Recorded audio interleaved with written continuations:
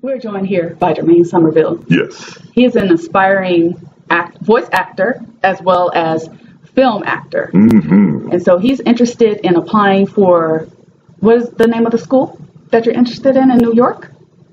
Susan Berkeley, Susan Berkeley. the great voiceover camp. Great voiceover camp. Yes. So I'm going to ask him a few questions so that you can get to know him, and then we'll get into the details behind why he's interested in going to this school. So, Jermaine, tell us where you're from. I'm from Fairbanks, Alaska. How long have you lived in Alaska? All my adult life. Most of my life. Okay. And so, when did This you... is fucking stupid. I can't do it. I feel like I'm not used to the camera. You got to get used. The only way to get used to it is to be in front of it. Okay. So, have you always felt like your voice was your gift? Yes, I've discovered at an early age that my voice is something that was certainly unique. And, after hearing it every day, you should be on the radio or you should be doing voiceovers. Is that what people started to tell you? It kind of sticks to you, So I figure maybe I'm sitting on my gift and not doing nothing with it. Right. Okay. It's about time. Right. And so you've done a few videos or commercials Yes. over the radio. You've been on television. Yes. So how did you finally decide to take that step to start using your gift to get Stepped some out there. experience? Stepped out there. I can't let fear hold me down, and I felt paralyzed by fear. But not anymore. I'm choosing to step out there to get out there and make things happen, That's amazing. So Yeah. are you more interested in doing the voice acting or actually doing the film? Which one are you Says I'm most- most passionate? I'm most passionate. Most passionate for voiceovers. Okay. I can do some film later on down the road, Right. Yeah. So, I mean, when I listen to you speak, I Yeah. definitely hear a James Earl Jones quality with the Yes. deep bass, the richness of your voice. Do people tell you that? Yes, I hear it every day. Every day? Yeah. I was walking to Santa Monica. I stopped into a coffee shop and the gentleman was like, man, I looked up and I thought it was James Earl Jones that came in here. Wow. So it was very inspiring. That's amazing. Yeah. And, the thing is, within the industry, you don't hear people talk about voiceover actors all that much. I don't Right. even know if they give awards for actors who do voiceovers, in Right. these cartoons Yes. and things like that. I'm pretty sure they do, but you don't hear them talked about as much. Yeah, you don't. You won't, especially when you're in disguise. It's kind of hard to know who's on that clip. Right. Does that make sense? Yes, that does. But it's That very makes a lot of sense. lucrative. You can charge up to $300 or $400 for a 30-second clip or Wow. voiceover, depending on your voice, depending on the characteristics of your voice. Right. Like whether it's deep and raspy or whether it's high pitched or how you control it. So Yeah. it can be very lucrative. Wow. So have you done a lot of research behind this industry? Yes. Okay. Yes. And what have you found? Have you found that it's easy to break into it, or is it? There's a lot of competition out there, but when you have the voice, it speaks for itself.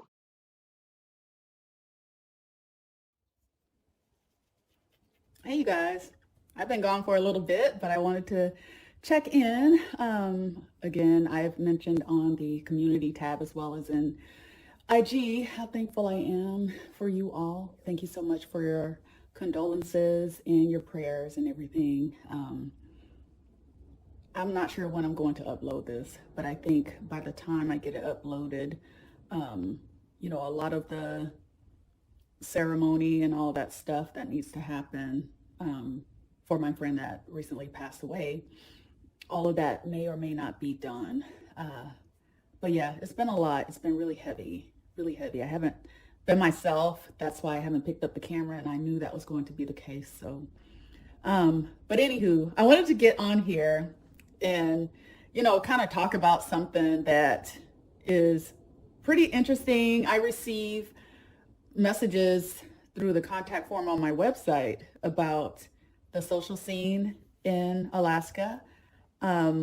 And like I said, I can only speak to Anchorage because this is where I grew up. This is where I currently live. But yeah, people want to know, is it difficult to meet people for companionship or romantically, is it hard to date in Alaska? And I thought I'd come on here and give it my point of view. I always find it fascinating when I hear other people talk about what dating is like in their city or even in their country for that matter. So I'm going to give you a little bit of my perspective on that.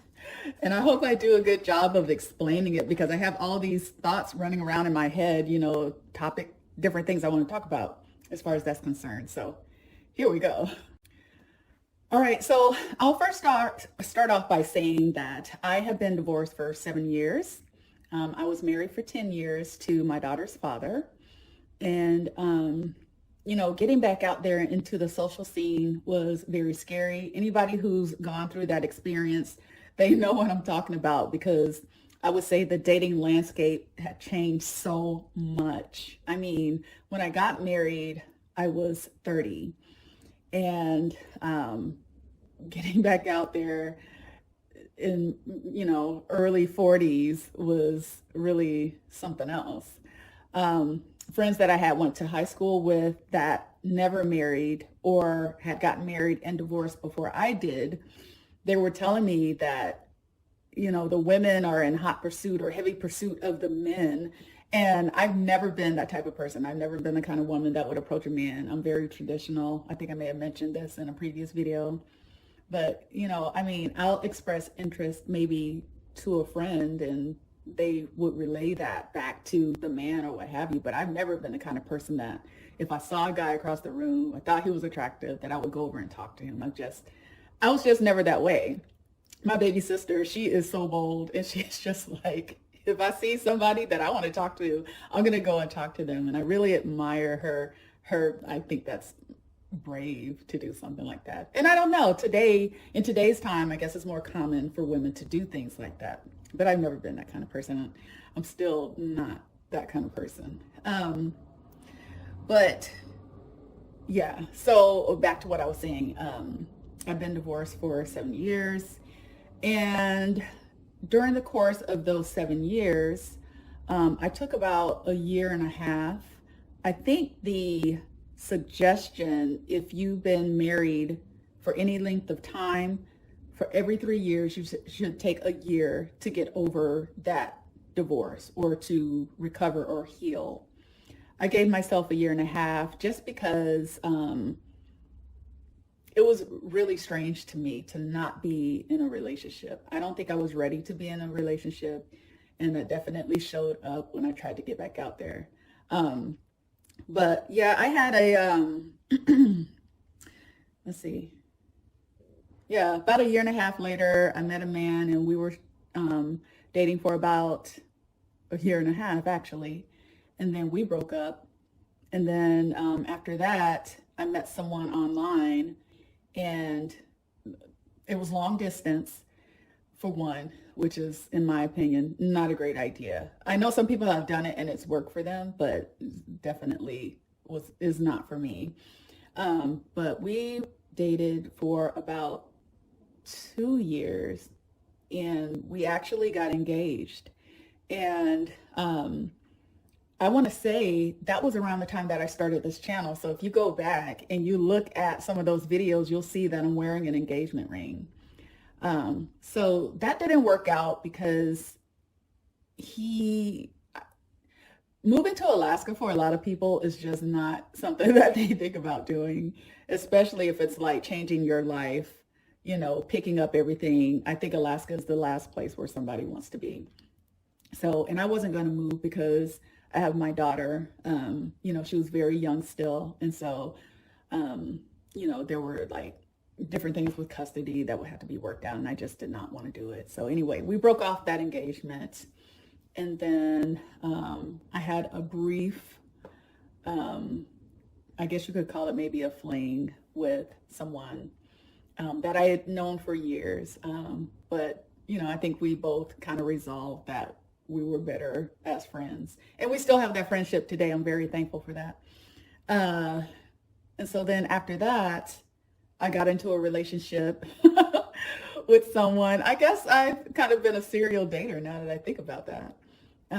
But I was in that relationship for almost a year.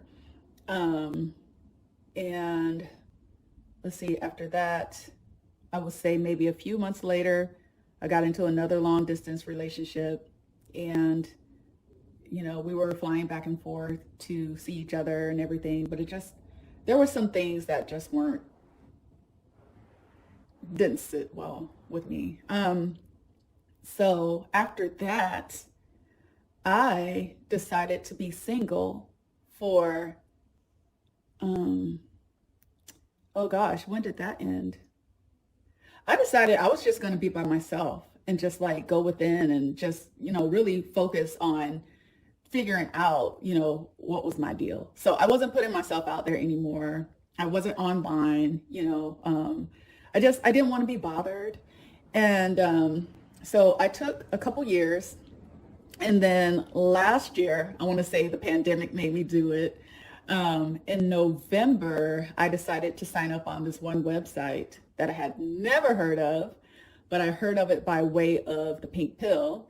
So I went ahead and signed up on that site, and I met, oh gosh, no. So I tried Match first. Was it Match? No, eHarmony. Oh my gosh. So, okay, just to give you guys a rundown of the online sites I've been on. I've been on Black People Meet.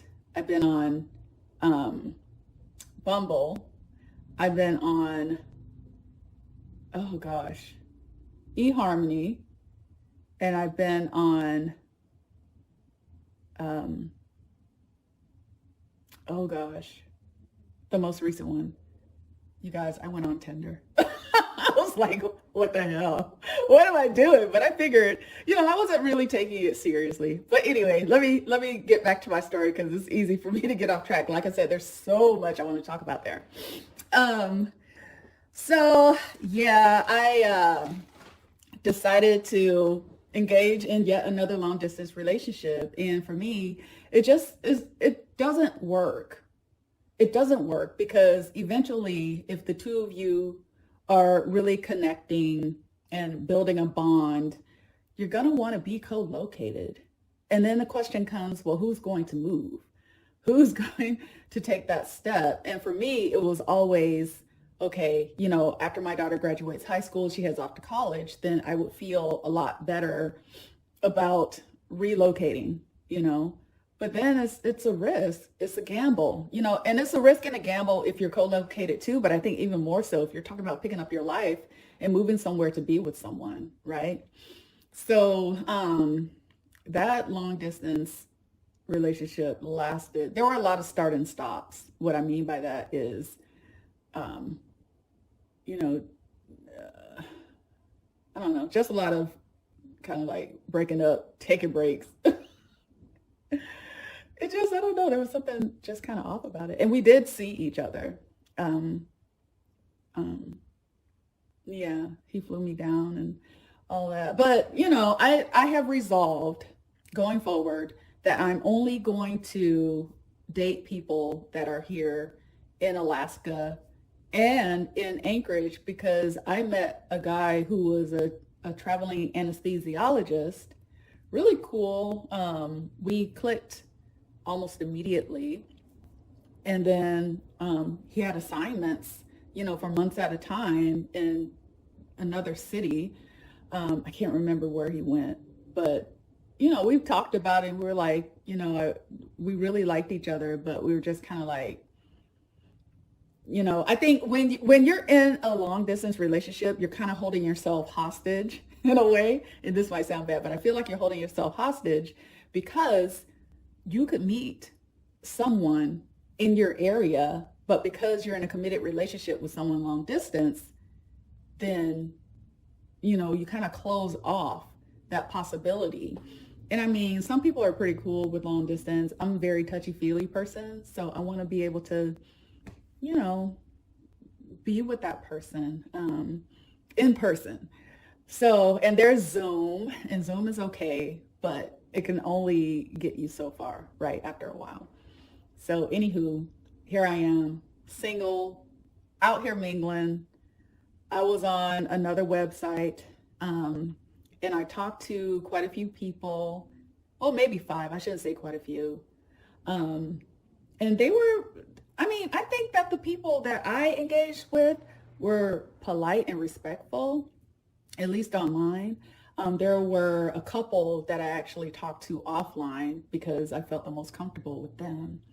But it's interesting. I went on a date yesterday with a man, and we were talking, and one of my rules is don't bring up your past relationships. I mean, if the other person asks, then fine, but just kind of touch on it and move off of that, because it's kind of like if you stay on it, it's almost like you haven't recovered from that breakup. So, he was just saying from a man's perspective, dating is difficult. And I was like, you think dating is difficult? And he was like, well, yeah, because most of the time the man is the one that's, it's expensive, right? So if you date like different women or what have you, because you're trying to find that one, it could get pretty expensive. And so he was telling me that, he meets one person and likes to invest time in getting to know them and everything. And I appreciate that because I'm not good at the whole, what do they call it? Dating cycle or something like that, where you have like 3 or 4 guys that you're dating at the same time. That's just too much. I don't want to. It's too much. I can't. And some women may look at me and be like, girl, you are playing yourself by not doing that. Well, okay. I guess, whatever. But I told him, I said, well, from a woman's perspective, and this is where I can bring it back to Alaska, right? And Anchorage specifically, dating is not hard. And when I say dating, I mean meeting someone and having them take you out on a date is not hard at all. I mean, there are a lot of men here. There are a lot of single men here. But I think if you're looking for something in particular, if you're dating with a purpose, I know for me, I would like to be married again. I would like to, have that lifelong partner, to ride off into the sunset with. And for me, connecting has been the thing that's been the most difficult, having some type of connection. The whole financial aspects of it is not, I don't want to say it's not important, because there is some importance there, because I don't want to have to support a man. I would like for a man to be a grown up and able to support himself and everything. But back to what I was saying, for a woman, finding a date in Anchorage is not difficult. It's not hard at all. And what I'll say too, especially if you date interethnically, some people call it interracially, but I call it interethnically. If you broaden your scope for the type of men that you would engage with when it comes to dating, then of course that opens up your options quite a bit. So for me, dating has not been hard at all. And I mean, I'm in my 40s, but I think, and I'm just now putting myself back out there, right? Meeting people in the real world is easy, but it's finding somebody you can connect with, because I do feel like the older you get, the less tolerant you are, I think, of certain things. And I know for me, someone with a negative mindset or a victim mindset just is not, I'm averse to that. So to answer the question, how is dating in Anchorage? From a woman's perspective and from my perspective, dating is easy.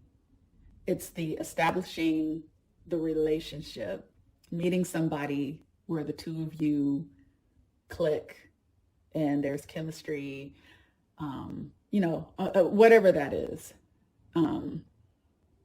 That right there, that's the secret sauce. That's the secret sauce. And I think it's probably, I hear people talk about that everywhere. You got some people out there that just want to just be, a different date every day of the week or what have you. Maybe what you're looking for is not exactly what they're looking for. They might tell you they're looking for the same thing, but later on you find out that they're not. So,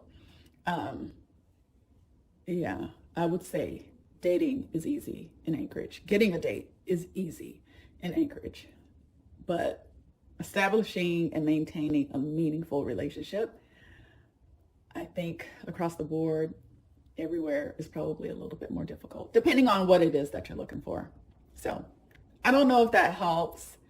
I wanted to touch on it though. There was a man in particular from Fairbanks who sent me a note, and he was like, I'm a fairly attractive man, but I'm having such a hard time getting dates, getting women to talk to me. Do you think I need to, change up my look or what have you? And I don't know what he looks like, but definitely in Fairbanks, there are lots more men in Fairbanks. I had friends growing up, and they would make a road trip to Fairbanks in the summertime because they knew there were so many men there. But I would say if you're watching this video and you're looking to meet someone, you might have better chances here in Anchorage, I'm thinking, because I think the dating pool is a lot more diverse. Even though they're still men, it's not as drastic of a difference as it is in Fairbanks. So anywho, I'm going to send you a note letting you know I'm going to post this video. Not sure when it's going to go up, but it will go up. So I'm curious for anyone out there who's watching this video, if you're single, I mean, is it hard everywhere? Is it difficult? Let me know in the comments. I'm curious. All right, so I'll be back with my usual content here in the next few days, giving you guys a little bit more of a glimpse of Anchorage and Alaska, some of the surrounding areas. So I hope you're taking care of yourself. Be well, be blessed, and I'll see you in the next one. Take care. Bye.